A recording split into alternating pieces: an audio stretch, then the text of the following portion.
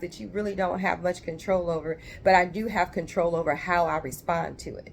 So you have that same responsibility. Yeah, it sucks that different things are happening and different people are doing different things. And it sucks when you get those no's. Like what TD Jakes was talking about, somebody, I guess a speaker before him, talked about getting, 399 no's before she got to that 400th person that said yes, right?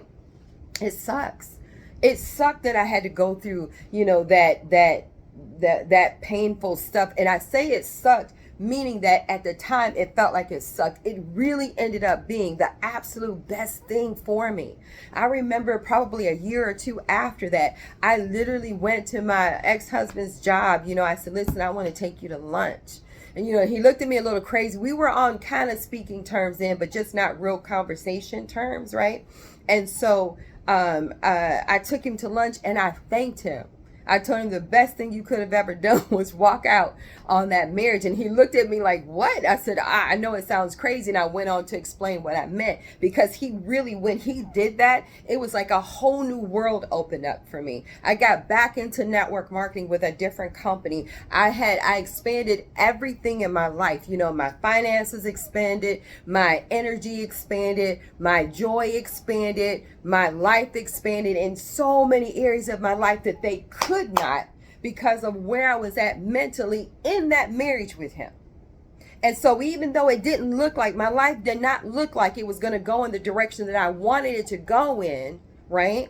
But it had to go in this direction. It needed to move in this direction. So this is the same thing that you got to apply to business. It's like when stuff gets really funky, when things don't look right, when people don't show up, those of you that are building the network marketing side, and when people don't show up when they say they're going to show up, and when people decide to move in a different direction, it's okay.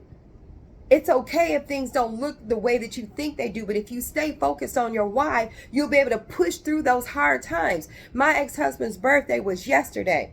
He and I talked for an hour over the phone. You couldn't have told me that conversation would have happened 10 years ago, because I remember when he used to come to this house to see the kids, right? Because they would gather over here and he would come and visit them. I remember when the sound of his voice would make me cry. I would have to be upstairs because I couldn't stand to hear his voice because it hurt so bad. Like, how can he, don't let him laugh. Oh my God.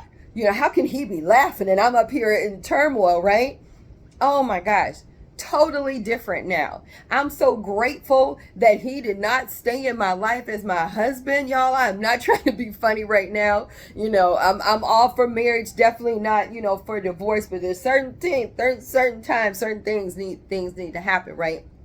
But it really became a blessing for me. But when you're going through the tough times, sometimes you can't see it. Most of the time you can't see what's on the other side. And so this is why I say that you have to be able to know your why.